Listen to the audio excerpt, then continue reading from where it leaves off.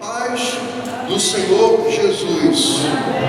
Nós estamos reunidos agora para o nosso culto de oração, de intercessão. Vamos louvar ao Senhor e vamos meditar nas Escrituras Sagradas. Graças a Deus nós concluímos a nossa série de mensagens no tema o verdadeiro Evangelho. Hoje não vai ter uma nova série, mas na outra semana, se Deus permitir, vamos iniciar uma nova série de mensagens ainda dentro do tema central Evangelho de Jesus Cristo. Espero que todos tenham sido edificados pela palavra de Deus. Convido os irmãos a estarem de pé, vamos orar, apresentar a Deus este culto. Amém?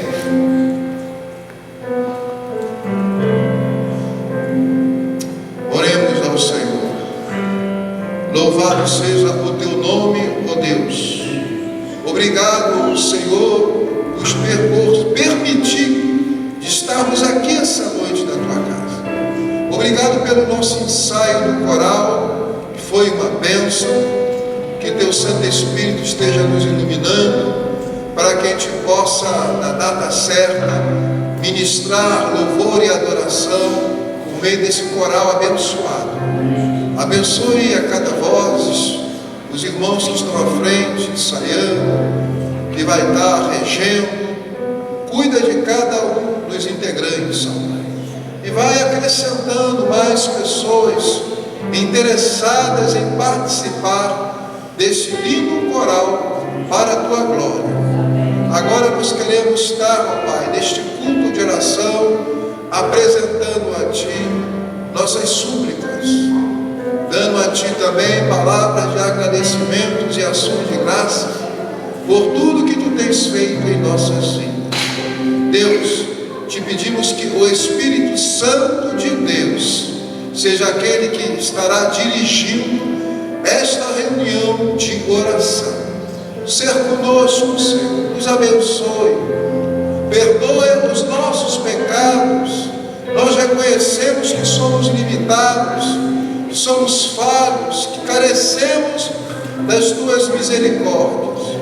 Obrigado, porque estamos aqui por causa da bondade e da misericórdia de Deus. Fala conosco, ouve nossas orações e recebe o nosso louvor em nome do Senhor Jesus. Amém.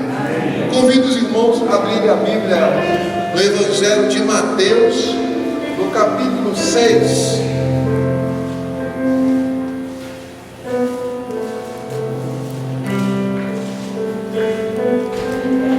No versículo 9. Evangelho de Mateus, capítulo 6, versículo 9, que diz assim: portanto, vós orareis assim: Pai nosso que estais nos céus, santificado seja o teu nome, venha o teu reino, faça-se a tua vontade, assim na terra como no céu. O pão nosso de cada dia dá-nos hoje, e perdoa-nos as nossas dívidas, assim como nós temos perdoado aos nossos devedores. E não nos deixes cair em tentação, mas livra-nos do mal. Pois teu é o reino, o poder e a glória para sempre. Amém. Oração. Aqui no tema diz oração dominical. Eu não sei por que o termo dominical, mas é a oração que Jesus ensinou. Foi Jesus atendendo um dos melhores pedidos que os homens poderiam fazer a Jesus. É dizer: Senhor, ensina-nos a orar. Tantas coisas Jesus manifestou, poder de cura, de sinais, de maravilha, de ensino, de pregação, mas o pedido dele não foi nenhuma dessas coisas, nenhum desses dons. O grande pedido foi: nos ensina a orar, para a gente perceber a importância da oração.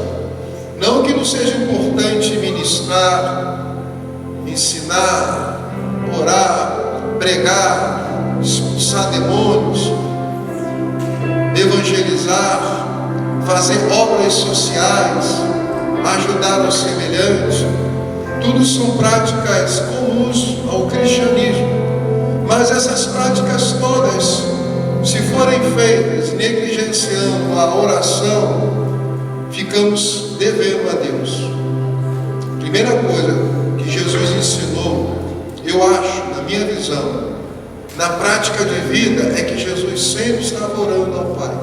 E com certeza ele orava de uma forma que nenhum outro homem orou na história, a ponto de chamar a atenção e gerar um desejo dos discípulos de orar também como ele. Então, olhando para Jesus, eles perceberam: nós não sabemos orar. E eles viram Jesus orando nas madrugadas, no Getsemane, que era um local que várias vezes se encontrava. Eles viram Jesus orando na praia, no deserto, nas casas. Acredito que a oração de Jesus chamou muito a atenção deles, e eles queriam aprender a orar. E Jesus deu aqui um pequeno modelo, não uma reza, mas verdades contidas nesse modelo de oração. E que nós aprendemos não existe ministério sem vida de oração. Não existe comunhão com Deus sem vida de oração. E aqui também eu convido os irmãos a abrirem no Salmo 28, Salmo de número 28, que fala da súplica e ações de graças, que diz assim: a ti clamo, ó Senhor, rocha minha, não sejais surdo para comigo, para que não suceda que, se te calares acerca de mim, seja eu semelhante aos que descem a cova. Ouve-me as vozes súplices, quando a ti clamar o socorro, quando erguer as mãos para o teu santuário. Não me arraste com os ímpios, com os que praticam a iniquidade, os quais falam da paz ao seu próximo, porém no coração tem perversidade. Somente aquele. Ele diz ao Senhor e clama, para que Deus ouça e não se cale. Então deixa claro que toda oração tem resposta. Deus pode falar diretamente ao coração, Deus pode falar através de terceiros, de outras pessoas, Deus pode falar através de sonhos, Deus pode falar através de acontecimentos, Deus pode falar através da calmaria que Ele traz no coração. Quando nós oramos e Deus ouve as nossas orações, não precisamos de palavras audíveis, precisamos de paz. Quando reina a paz, é uma prova que Deus está falando nos nossos corações. E a maior resposta de quem ora é essa: eu estou contigo. Bem, nós não estamos sozinhos, seguindo a grande promessa de Jesus antes de subir os céus, como Ele disse: estarei convosco todos os dias, até a consumação dos séculos. Então, se Deus está conosco, Ele espera ouvir a nossa voz, ouvir o nosso clamor, enxugar as nossas lágrimas e confortar os nossos corações. Amém? Vamos louvar ao Senhor? Os irmãos, peguem seus cantores cristãos, irmãos batistas, e vamos louvar ao Senhor. Eu vou trazer dois hinos que eu nunca cantei, então, se caso eu erre, quem conhece bem, continua cantando, que eu vou aprender com vocês. Eu não vou estar ensinando, eu vou estar aprendendo. E que eu tirei esse hino hoje, eu já conheço ele, mas tocando primeira vez, então não sei se eu vou conseguir tocar direito, mas vamos dar o nosso melhor para Jesus. Hino de número 65, Jesus, o bem amado.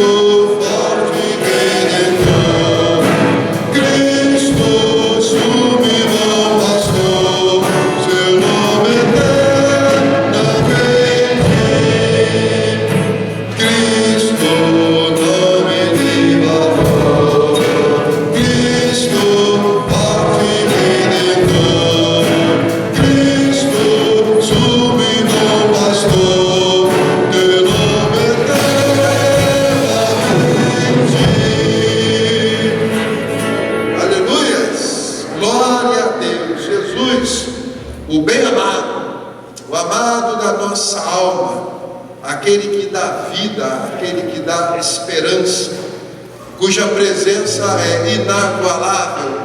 Uma vez que você sente Jesus, você nunca mais conseguirá ficar sem sentir essa presença.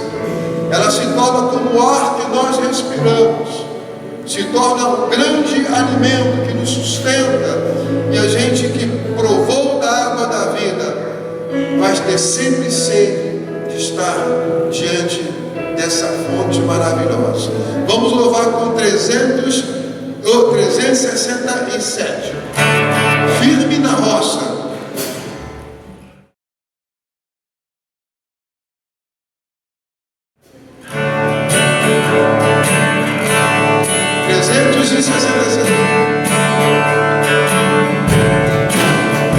Que alicerce tem para construir uma casa firme para resistir grande tempestade que há de chegar.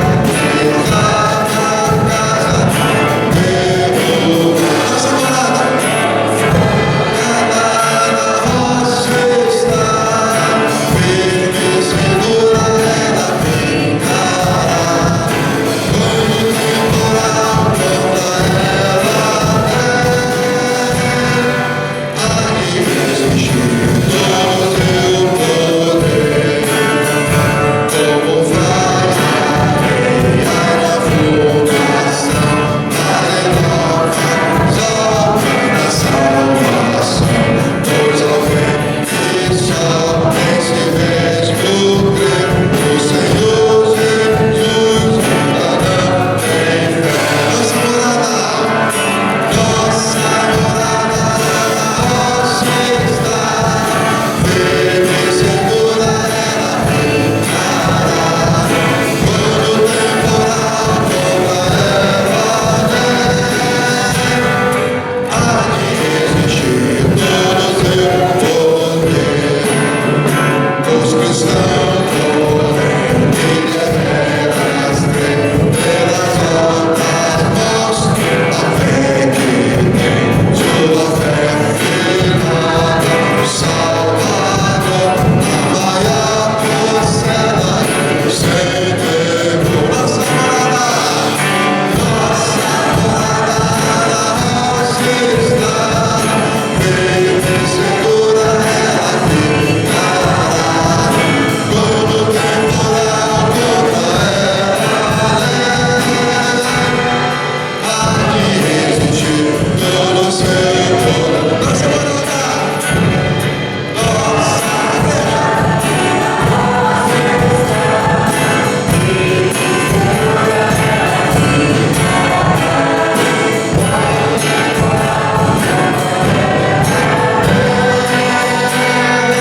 há de resistir todo o seu poder. Quantos estão firmes na rocha aí? Glória a Deus. E agora vamos cantar o 33. É um hino cantado muitas vezes no Natal. E eu amo esse hino, aprendi a tocar hoje. Se eu errar, me ajudem e não parem no meu erro. Siga em frente, que a página aqui não está me ajudando. Nasce Jesus, fonte de luz. Desce os anjos cantando. Nasce Jesus, é a nossa luz. Trevas vem, pois, dissipando. Uma das passagens que anuncia o nascimento de Jesus, que eu mais assim acho bonito, porque, como eu falo, eu leio Bíblia, eu imagino as cenas.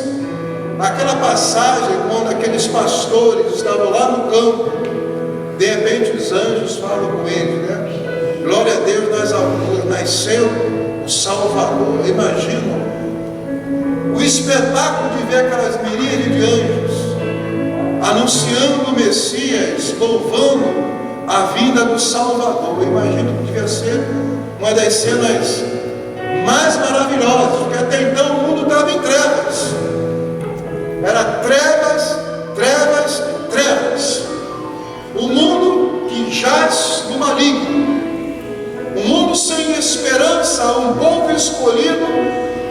400 anos sem ouvir a voz de Deus, e de repente nasce uma estrela nos céus e anjos anunciam a vida do Salvador, a luz que veio ao mundo.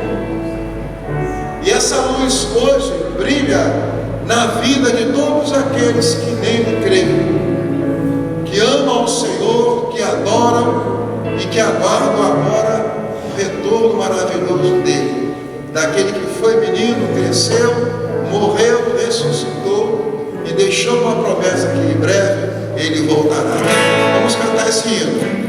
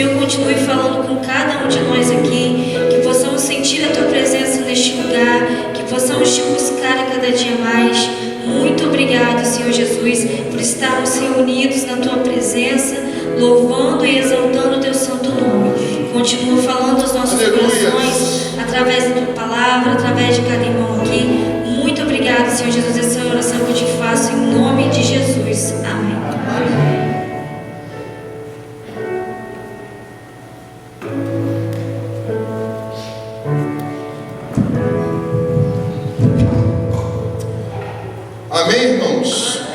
Vamos dar continuidade no nosso culto de oração, agora que nós louvamos a Deus usufruímos do privilégio de termos comunhão com Deus, agora nós vamos orar, apresentar a Deus nossos pedidos ou até palavras de agradecimento. Às vezes você quer mais agradecer, louvar, mas esse é o momento, é um espaço que nós temos para apresentar a Deus as nossas necessidades e intercessão por aqueles que às vezes nos pedem, ora por mim quando estiver na igreja. Amém? Então vamos passar aqui para cada beijo, especificamente, Senhor, pela causa da irmã, Senhor, a irmã Marilza, nessa questão da previdência, Senhor.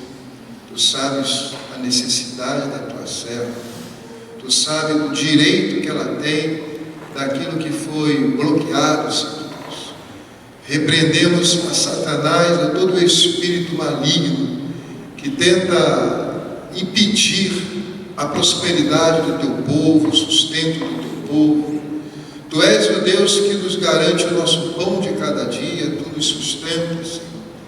Eu quero repreender esse espírito maligno, Pai, que está atrapalhando, tentando impedir da tua serva ter aquilo que lhe é de direito, que ela já tem há tantos anos. Oh Deus amado, muda essa situação. Nós pedimos como igreja, em nome do Senhor Jesus, colocamos a vida da tua serva, essa causa específica em tuas mãos. Glorifica o teu nome, Deus amado, dando vitória à tua serva. Peço também pela irmã Renata que tu possas estar abrindo uma porta de emprego, Senhor. Tu és o Deus que abre portas, tu és o Deus que fecha portas. Mas eu te peço, abre uma porta de um trabalho, algo bom para a tua serva, que supra as necessidades e que também ela se identifique, ó Pai amado. E também os demais que estão desempregados, abre portas, Senhor. Tu sabes que todos nós precisamos ter nossas rendas, trabalhos, e aqueles que ainda não estão conseguindo, te peço, Pai, abre portas em nome de Jesus. Não importa se Carmo é uma cidade pequena, não importa se as oportunidades são limitadas, importa que tu és Deus. Agindo Deus, quem impedirá? Peço também ao Pai amado que tu abençoe, tranquilize, acalme o Caleb, Pai. Ajuda ele, Pai amado, tu conhece as suas limitações, as suas dificuldades. Ele está na igreja, está animado, ele quer batizar, e que nada venha a impedir, Pai. Cuida dele em nome de Jesus. Cuide também do irmão Pedro, Pai amado, dá noite de paz, de tranquilidade para ele. Nós temos estado na casa dele, levando a ceia, louvando ao Senhor, e que ele possa estar sendo sustentado por ti. Que tu possa estar consolando, que eu sei que se ele pudesse, ele estaria aqui conosco, mas que teu Espírito Santo possa alegrar lá no seu lar, através do carinho e o cuidado da família, Pai amado. Abençoe a todos os enfermos da igreja, Pai amado, e abençoe a todos nós. Salva, Pai, os nossos familiares que precisam conhecer a Cristo, que possamos ter o privilégio de um dia ver toda a nossa casa servindo ao Senhor. Toma a tua igreja de Carmo, Senhor. Repreenda todo o espírito de divisão, de fofoca, de mentira, de insubmissão, de afrontas, espírito de piadas, de sorriso nos cantos, de deboche, de piadas na internet. Oh Deus, repreenda esse espírito. Sejamos uma igreja madura, Senhor. Sejamos um povo salvo e liberto, Pai, em nome de Jesus. Tu tens estabelecido essa igreja para glorificar o teu nome e ser uma porta de entrada do céu daqueles que vão ouvir o Evangelho e se converter. Cuida da tua igreja, Pai amado. Repreenda todo tipo de rebelião na igreja.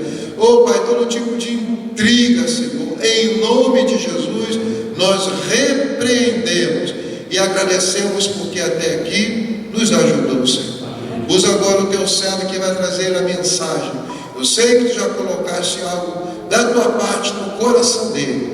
Prepara os nossos corações para sermos edificados por ti, exortados e admoestados e incentivados por meio da palavra, em nome de Jesus. Amém. Chamar o missionário que vai trazer a mensagem hoje.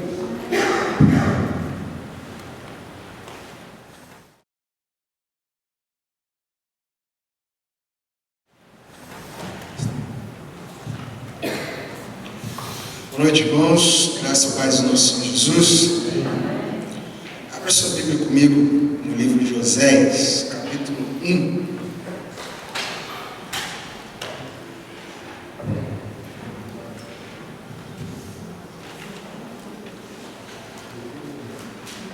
Depois de Daniel, profetinha é um desafio, né?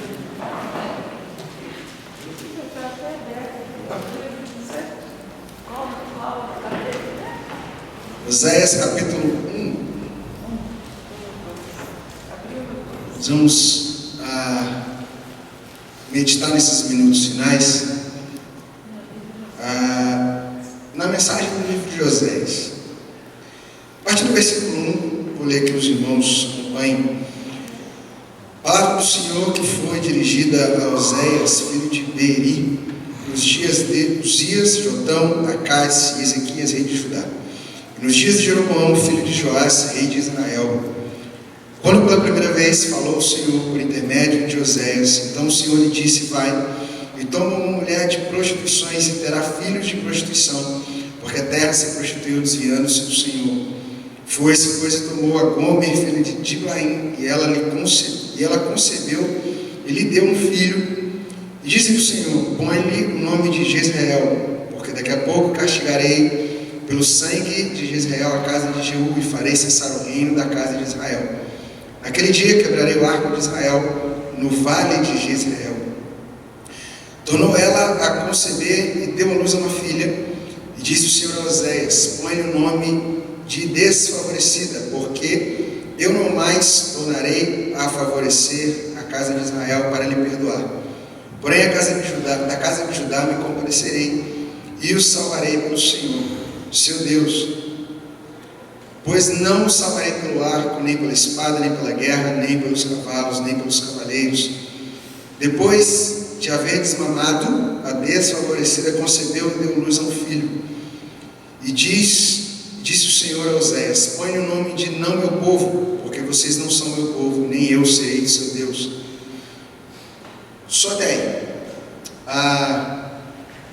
Vamos lá, mantém sua Bíblia aberta. Eu quero meditar, como disse, através do livro de Oséias. Deus, ele usa constantemente a figura da família na Bíblia. Uma das coisas interessantes acerca de Deus, né? Deus, ele gosta de usar a figura da família para transmitir algo de si mesmo na Bíblia. Seja o pai, seja a figura do filho, noiva, enfim, através do casamento. Deus, ele usa da família para nos transmitir algo, para falar da nossa linguagem. E eu acho que em nenhum lugar isso é feito de forma tão dramática quanto aqui no livro de Oséias. Ele é talvez um dos livros aí mais desafiadores do Antigo Testamento por conta disso, mas ele brilha no meio dos livros do Antigo Testamento e de toda a Bíblia com um brilho único, usando a vida de Oséias como uma parábola que ao mesmo tempo nos confronta sobre a gravidade do pecado e sobre a profundidade do amor de Deus. E é sobre isso que eu quero meditar com vocês nessa noite, rapidinho, no tempo que nos resta, sobre a mensagem do livro de Oséias, quando a nossa infidelidade encontra o amor invencível de Deus. Nesse primeiro capítulo aqui de Oséias, é bom para a gente entender, né? Só para a gente ter um contexto aí da época do chamado e da família de Oséias. Primeiro, acerca da época, Oséias profetizou no Reino do Norte, Israel, na época de Jeroboão II, que era um rei ruim, um de muitos reis ruins, né? Na época que Israel estava dividido. No Reino do Sul a gente teve alguns reis bons, no Reino do Norte nenhum, e Jeroboão foi um dos piores. Ele trouxe prosperidade financeira, com conquistas militares, mas uma profunda idolatria e corrupção do povo de Deus. Você vê Israel, Reino do Norte, o povo de Deus sendo profundamente idólatra, sendo profundamente corrupto. Isso foi há alguns anos, né, antes da destruição de Israel. Oséias foi um dos últimos a avisar da destruição que viria. A mais foi ali contemporâneo de Oséias, está na mesma época ali. E Oséias teve um chamado diferente, né? Ezequiel também teve um chamado um pouco parecido em alguns momentos ali, que Oséias ele foi chamado não apenas para falar, mas para representar na própria vida dele o coração de Deus, para representar o que Deus sentia. Deus ele compartilha do próprio coração com Oséias, ao compartilhar a sua dor com Oséias. Deus, através de Oséias, faz a gente entender como ele se sente, fala a nossa língua. E a respeito da família de Oséias, Deus ele instrui Oséias a casar com uma mulher infiel. Ele foi avisado disso no chamado, né? Deus, no chamado de Oséias, ele o avisou disso, e para ilustrar o coração do próprio Deus. Isso já traz algo sobre o nosso relacionamento com Deus, sobre o relacionamento de Israel com Deus, que pecado é mais do que uma quebra de regras. Pecado é uma quebra de relacionamento. E Deus está usando a vida de Oséias aqui para falar sobre isso, para ensinar sobre isso. Cada filho recebe um nome profético. Aliás, né, não sei se você reparou, mas o texto de propósito deixa em dúvida se os filhos são de Oséias ou não. O primeiro filho vai dizer que ela engravidou e deu um filho a Oséias. Os outros só vai dizer que ela engravidou. É estranho na Bíblia quando faz isso, né? A Bíblia sempre vai dizer que a Sara engravidou e deu um filho a Abraão, a Raquel e deu um filho a Isaac. Aqui no primeiro filho ela fala isso, né? Fala que é o filho de Oséias. Os outros dois, talvez de propósito, o texto fica com ponto de interrogação. Será que os filhos são mesmo de Oséias? E os nomes refletem isso: não compadecido e não meu povo. Isso diz algo sobre o próprio coração de Deus. E aí a gente, entendido o chamado, o contexto, a família e a história de Oséias, a gente vê que o livro de Oséias, em primeiro lugar, ele nos ensina de forma muito dramática a natureza e a gravidade do pecado. Eu gosto de uma frase, uma citação de John Stott, que ele diz assim que é porque o pecado não provoca a nossa própria ira, a gente esquece que ele provoca a ira de Deus. Porque alguma coisa parou de nos irritar, parou de doer nossa consciência, a gente acredita que aquilo não ofende a Deus mais.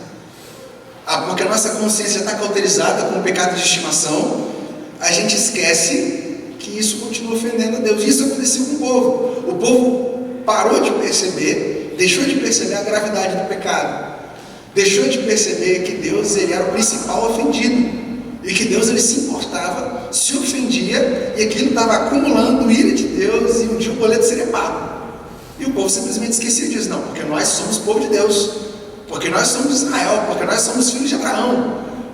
Então, se nós somos filhos de Abraão, se nós cultuamos, se nós temos por pai a Abraão, se nós temos a lei, se nós temos as promessas, se Deus é o nosso Deus, por que ele teria... a ira dele seria acumulada contra nós? Por que esse tipo de coisinha besta irritaria Deus?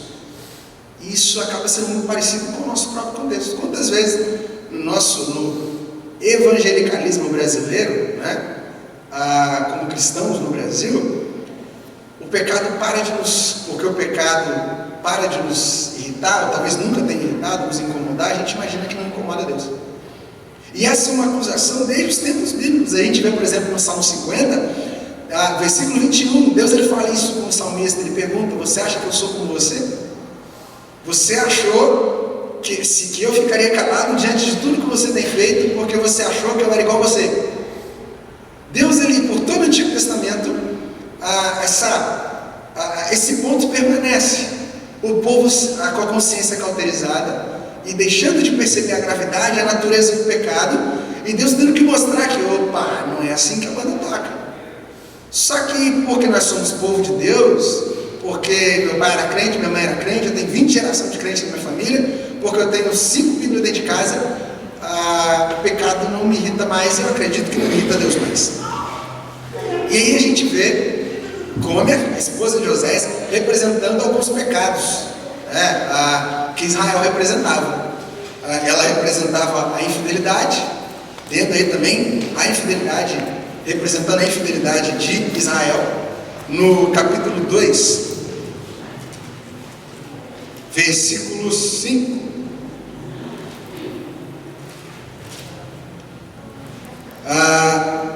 Deus ele fala para Israel: porque a sua mãe se prostituiu, aquela que um dia concebeu, ouve-se torpemente, porque diz: irei atrás dos meus amantes, que me deu meu pão, minha água, minha lã, meu ninho, meu óleo, minhas bebidas. O Deus está usando aqui a esposa de Oséias para transmitir e mostrar o pecado que Israel cometia. A idolatria, quando ela buscava outras fontes de segurança que não seu próprio marido, Israel fazia, buscando outras fontes de segurança que não o próprio Deus.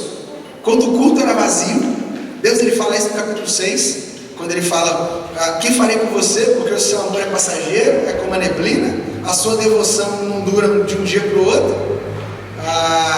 E era a mesma coisa que Gomer fazia. A ingratidão, quando Oséias se dedicava e ela não retribuía, e Deus fala isso também no capítulo 2, com o povo de Israel: eu te dou tudo e você não é grato, você não demonstra a sua gratidão, e a consequência é o juízo de Deus. Tem aquele versículo famoso, né, no capítulo Oséias 4, 6, meu povo é destruído por falta de conhecimento.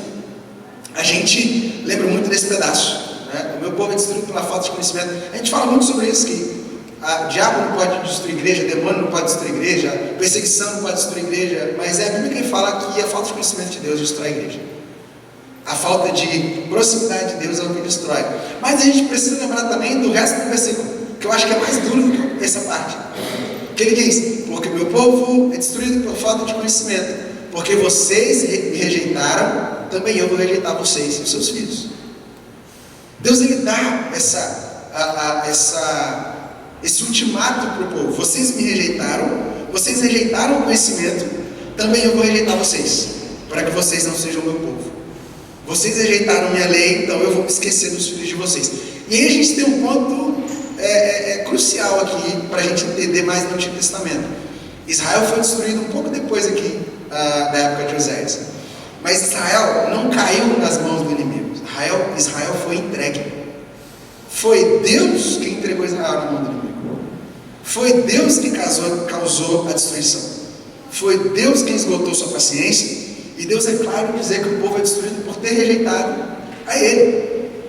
E aí, entendido isso, a gente para ler essa história, e talvez você já tenha se identificado, porque para o livro de Oséias, a mensagem é para nós, povo de Deus, porque na teologia do livro de Oséias, nós somos Gomer. O problema começa quando a gente percebe que nós somos culpados dos mesmos pecados que Israel e Gomer. Nós somos idólatras. Talvez a gente não tenha um ídolo dentro de casa, mas o nosso coração é dividido. Nós temos outros amores que não o nosso Senhor. Nós amamos Deus e mais alguma coisa. O que dá a nossa... Eu gosto de uma definição de idolatria no catecismo, catecismo da Nova Cidade, que ele diz que idolatria é quando você busca qualquer coisa que te dê segurança, felicidade e alegria, que não antes de buscar em Deus. Tudo que aquilo que é sua fonte de alegria, segurança e paz, antes de ser em Deus, o que te deixa tranquilo, né? A presença de Deus na tua vida ou uma boca ser cheia? A presença de Deus na tua vida ou alguém do teu lado? Sabe? O nosso coração é dividido. Nós temos outros amores. Jesus já disse isso quando ele falou em Mateus 6, que ninguém pode servir a dois senhores, mas a gente tenta. A gente se esforça, a gente quer provar que Jesus está errado servindo a Deus, senhores. Eu quero servir a Deus o dinheiro, a Deus o trabalho, a Deus os meus prazeres, a Deus aquilo que eu acho, a maneira que eu acho certa de servir a Jesus. O nosso coração é dividido. Nós prostituímos o nosso coração com a nossa falta de fidelidade a Deus, com a nossa falta de fidelidade exclusiva a Deus. Usando o exemplo que o Glauber deu domingo, o primeiro pedaço nunca é de Deus.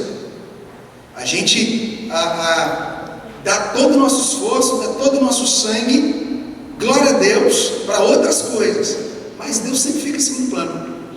Sempre a última coisa que eu vou lembrar do dia.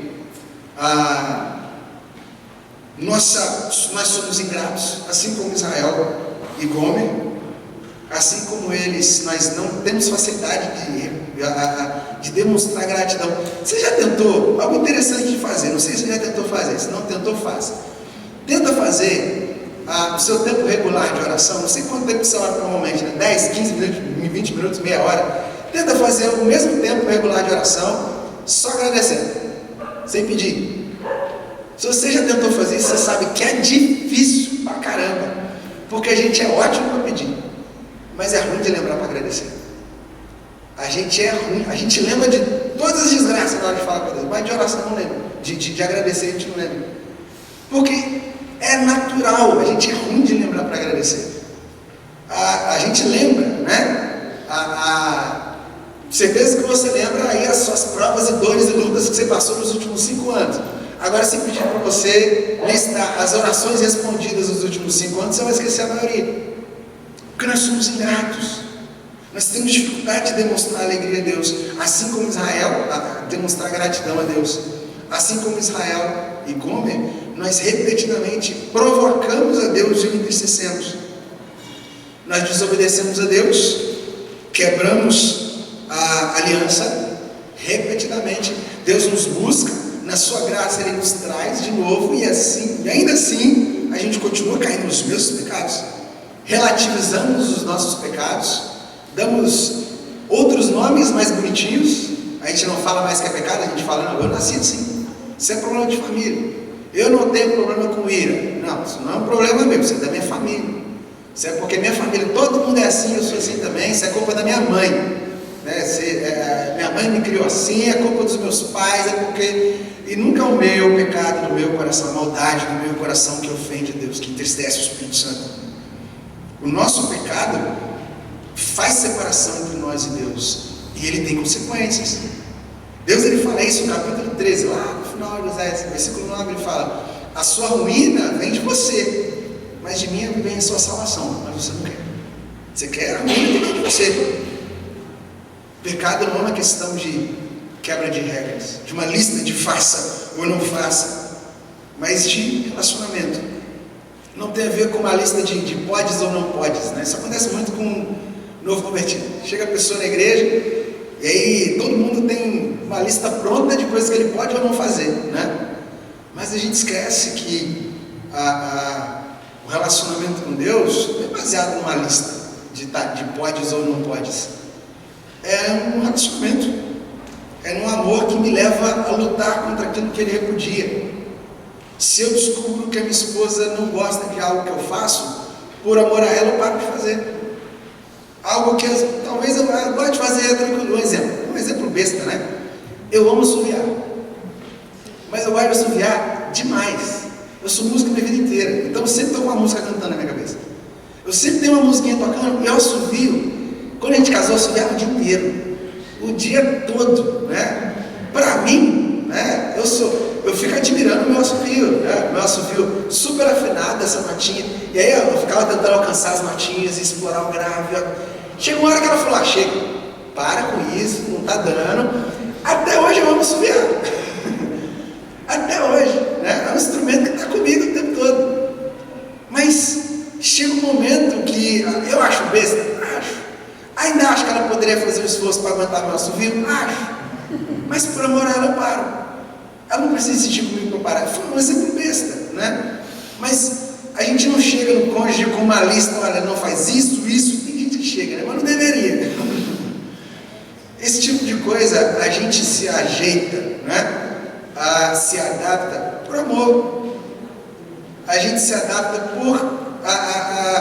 eu sei que certas coisas que eu faço, certas maneiras, eu me mudo por amor a ela.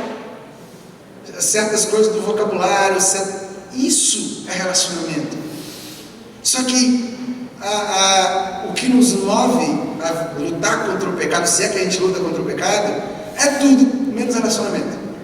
A gente luta contra o pecado porque senão o pastor vai saber, vai me chamar no gabinete. A gente luta contra o pecado porque os outros estão vendo, porque eu preciso ser mais crente que quem está do meu lado. Nunca por amor a Deus.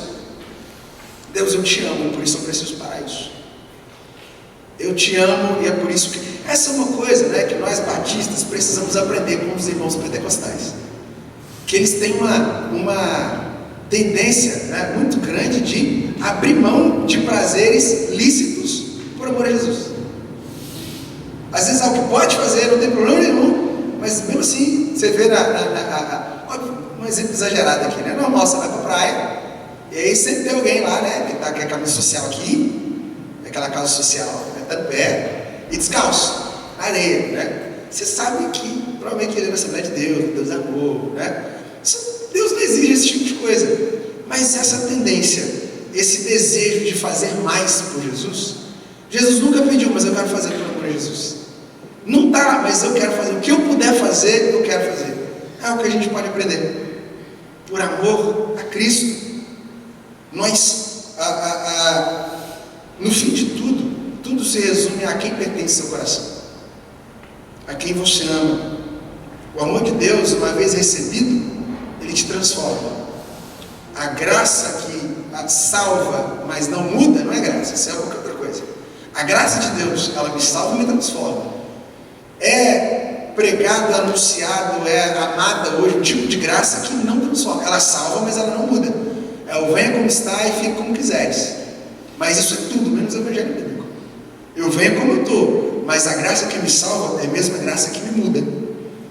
E o texto é claro: se nós não nos arrependermos, o juízo nos aguarda. Uma hora o boleto tem que ser pago. Eu gosto de uma não sei se você já leu. Se você não leu, leia. Sermão Pecadores das Mãos de um Deus Irado, Jonathan Edwards. É um sermão para crente, não é um sermão evangelístico. Ele dentro da igreja para crente, falando sobre a ira de Deus para os crentes que provocam. E aí ele dá várias imagens bem gráficas e vívidas, né? Fala: a terra não te suporta de bom grado. Não é de boa vontade que o sol ilumina a tua cabeça para você usar a luz dele para pecar. Não é de boa vontade que o ar enche seus pulmões para você usar o teu fôlego para blasfemar contra o teu Deus. A ira de Deus está acumulando sobre você como uma represa, e uma hora ela vai arrebentar e vai cair em cima de você. A terra não te sustenta de bom grado, ele diz, né? Se Deus não segurasse, né, o mundo e a terra ia te abrir e te engolir, porque não é de boa vontade que ela sustenta os teus pecados. Não é de boa vontade que a criação compartilha dos seus pecados, a sua provocação a Deus. Nós precisamos analisar nossa própria vida, porque nós podemos estar desonrando a Deus sem saber. Ou melhor, sem saber não, né? A gente sabe, mas sempre tem um jeitinho, sempre tem aquele negócio, sempre tem aquele migué. Eu gosto muito desse texto, Mateus 7,21, quando Jesus diz, né, Senhor, Senhor, muitos vão dizer Senhor, Senhor, teu nome nós profetizamos, pregamos, evangelizamos, expulsando demônios, viramos de ponta cabeça. E aí Jesus vai responder: apartai-vos de mim, vocês que praticaram mal. Pera, mas essa turma que praticava mal era crente, estava na igreja, pregando, evangelizando, cantando, expulsando demônio, levantando defunto, era crente, mas o coração estava longe de Deus. Aí a gente entende o que Jesus, quando ele fala sobre isso, que esse povo me honra com os lábios, mas o coração está longe de mim. A adoração que eles me prestam não é só regra, é ritual, é costume, é porque ele faz a vida inteira. Por que ele vai domingo na igreja? Porque ele vai na igreja a vida toda. Então, se ele não for no domingo, fica incomodado em casa, dá aquele negócio, né? Começa a coçar no sofá, dá um incômodo. Por isso que vai. Não é por amor a Jesus mais. Não é mais para adorar a Deus. O coração arde mais por Jesus. E aí a pergunta que eu te faço é: qual foi a última vez que Jesus falou teu coração ardeu? que você veio, sentou, ouviu a voz de Deus, teu coração ardeu e você falou: amanhã eu preciso mudar isso. Porque é muito fácil a gente transformar relacionamento em hábito, relacionamento em costume. E você, Deus é o cara lá de cima, é um amigão, quando o negócio aperta eu vou lá pedir Deus socorro, mas não existe mais relacionamento. E aí, glória a Deus, porque o livro de Oséias não termina assim. O livro de Oséias, ele dá esperança para o pecador, para o infiel. O livro de Oséias, ele, se a gente for ver as promessas de juízo, capítulo 1, capítulo 1, porque não dá tempo, né? Mas se você for ver as promessas de juízo, elas sempre vêm com a esperança de resgate no final. No mesmo fôlego que Jesus, que Deus, ele fala do juízo, mas eu vou te trazer para mim, eu vou te transformar, eu vou te mudar. Deus, ele, no mesmo fôlego do juízo, ele promete, não que ele espera mudança, mas que ele vai provocar mudança, que ele vai fazer mudar. Deus, ele não exige mudança, ele produz. Gomer é completamente indigna, Gomer é completamente infiel, mas ela é amada, apesar disso. Essa é a lição de Oséias. Mesmo na profundidade dos nossos pecados, a mão da graça ainda é estendida. É mais do que teologia, é mais do que ter uma confissão de fé correta, é mais do que responder direito às perguntas do batismo. É amar a Deus, é entender o quanto esse Deus nos ama, que mesmo no momento em que ele promete juízo, no mesmo fôlego, vem uma promessa de esperança, vem uma promessa de vir. Eu vou te trazer para mim. Eu gosto do versículo 2, capítulo 2, versículo 8, quando ele fala: eu vou levar ela para o deserto, e lá sozinha eu vou falar o coração dela, e lá ela vai ser minha de novo. Lá não vai ter ninguém me ouvir, ela vai me ouvir, e eu vou trazer para mim. A nossa infidelidade merece destruição, mas ele dá oportunidade para o arrependimento, não por quem a gente é, mas apesar de quem a gente é. A gente dá desculpas, né? Depois que eu parar de fazer isso, depois que eu mudar tal coisa, só vem. Eu gosto da história da conversão de Charles Spurgeon, que diz que ele estava andando pelas ruas esqueci o nome da cidade lá, acho que era Londres, e ele ouviu um sapateiro, o pregador numa igreja lá faltou, ele ouviu um sapateiro pregando Isaías 45:22. Olhem para mim e sejam salvos. E Spurgeon dizia que ele era tão simples que ele ficava repetindo só o texto, né? Olha, tem que olhar, olha para Deus, não tem que pagar para olhar, é só olhar, vem e olha e se entrega. E isso entrou no coração dele. Você vê, né? Não é o pregador, é o Espírito Santo que fala, né? E isso mexeu com ele. Por quê? Porque você não tem que pagar para olhar, não tem que fazer 6 meses de aula de teologia para olhar. É olhar para Cristo, é entender quem a gente é entender que a gente precisa dele e que é ele quem nos faz permanecer. João 10:28, Jesus fala isso. As minhas ovelhas, não, as ovelhas é João 6. João 10, eu lhes dou a vida eterna e ninguém vai arrancar da minha mão. Ninguém pode arrancar da minha mão. São minhas.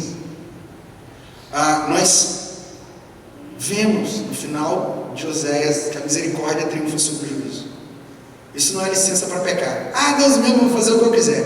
Deus me ama, então eu posso viver de qualquer maneira. De novo, a graça que me salva é a mesma que me muda.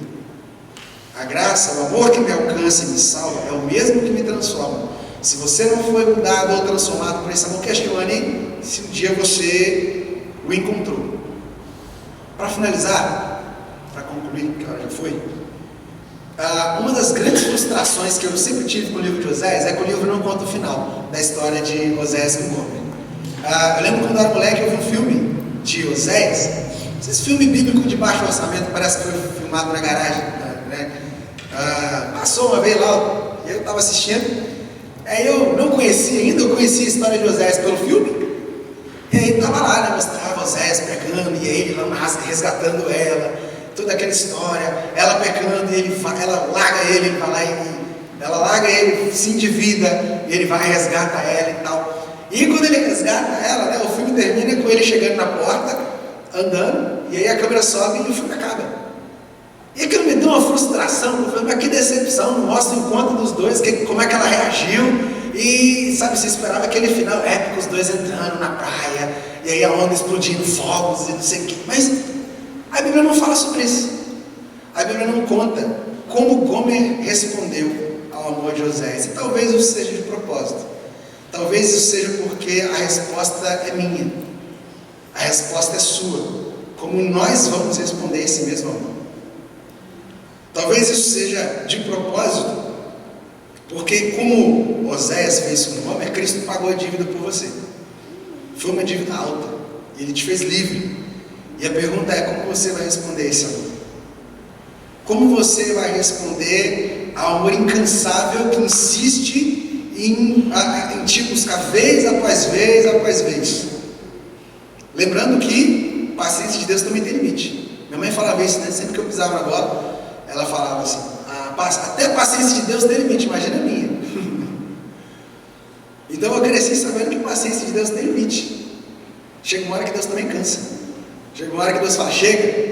Mas por enquanto, se nós estamos aqui hoje, quarta-feira, 22 de outubro, é porque a porta da graça ainda está aberta.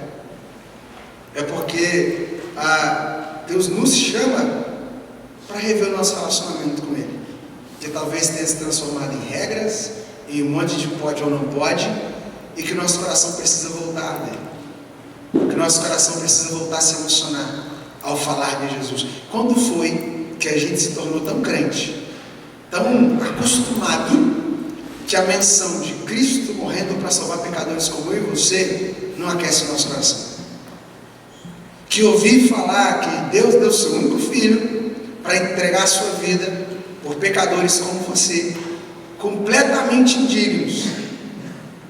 Quando nós nos tornamos tão duros que isso já não aquece o nosso coração, isso já não nos move a algo, já não nos leva a dobrar os nossos joelhos e adorar. E por último, que a nossa vida represente a graça que nos alcançou, que nossa conduta seja nossa maior pregação, seja uma demonstração de que algo aconteceu, que você esteve com alguém especial. Você conversar com alguém apaixonado, né? Você já teve isso, né? Você conversar com alguém apaixonado é a coisa mais chata que tem. A pessoa só fala disso, não precisa falar de mais nada. Tudo é aquilo, e ela não precisa falar nada, né? Mas você sabe ver na cara dela. Você fala, você estava com ela, né? Você estava pensando, era ela no telefone, era ele no telefone. Que nossa vida com Cristo seja assim. Eu vejo isso em Atos, quando os discípulos estão sendo interrogados, e aí as autoridades judaicas olham para o outro e falam assim, eles estiveram com Jesus. Pelo jeito de eles falarem, pela maneira de andar. Que a nossa maneira de caminhar, que o nosso dia a dia possa mostrar que nós estivemos com Jesus, que nós estivemos com alguém especial, que ao chegar no trabalho amanhã, você possa ter começado o dia tirando aqueles minutinhos de oração, e durante o dia eles possam olhar para você e saber que você esteve com alguém especial. Posso olhar para você e falar assim, você esteve com alguém hoje de manhã, e você possa com orgulho falar quem foi. Que a nossa vida possa anunciar esse amor que nos alcançou. Como ele era profundamente indigno, mas era amado mais profundamente ainda. Que nós possamos responder mergulhando, abraçando e anunciando esse amor e essa graça que nos é oferecida. Amém? Deus abençoe os irmãos. Eu agradeço essa oportunidade.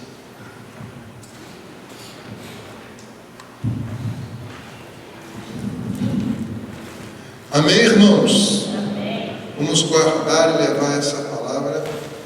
Pena que o tempo é curto, né? Que eu sei que tinha um caminhão, isso foi só uma poeirinha no pneu, tinha uma caçamba de coisas, porque a palavra é muito rica e Deus tem sido muito na vida do irmão Neemias, no conhecimento, na transmissão da palavra. Eu fiquei ali só comendo. E a gente que dá alimento, a gente também sente fome. Muito profundo. E o livro de Oséias, ele termina no capítulo 14, dizendo, volta a Israel para o Senhor teu Deus, porque pelos teus pecados estás caído. Tende convosco palavras de arrependimento, Convertei-vos ao Senhor e dizei-lhe: perdoa as nossas iniquidades. Aceite o que é bom, ao invés de ouvir o sacrifício do Senhor dos lábios. E ele termina dizendo assim: quem é sábio que entenda essas coisas, e quem é prudente que as saiba, porque os caminhos do Senhor são retos, e os justos andarão nele, mas os transgressores neles cairão. Que o Espírito Santo fale profundamente, aplique. Porque o que ele falou é a coisa mais maravilhosa, porque que a gente entende que tudo é por amor a Deus. Quando a gente ama a Deus, tudo é diferente.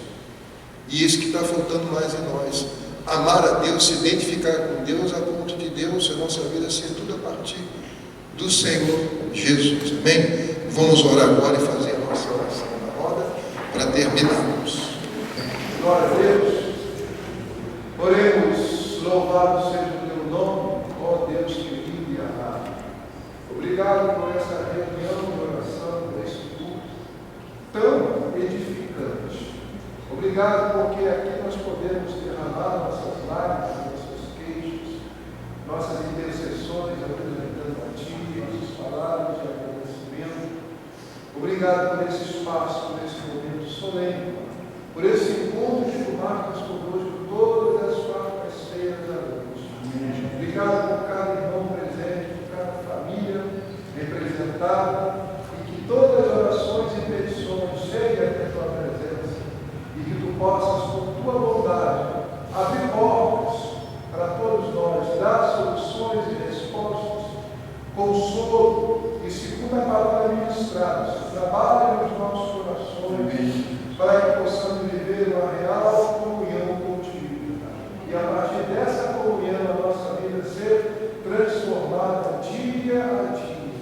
Vai nos aperfeiçoando, vai nos curando, vai, Senhor, abrindo os nossos olhos, não nos deixe estarmos guiados por sentimentos de religião ou de rotinas, ó Pai amado, mas de vida, ó Pai, de comunhão, de adoração, de convivência, de relacionamento real com o teu Santo Espírito. Amém. Que a tua palavra, Senhor, seja sempre produzindo em nós fé e dando norte à nossa caminhada. Obrigado pela vida do missionário Neemias, por ser o instrumento nessa noite de edificação. Obrigado por todos.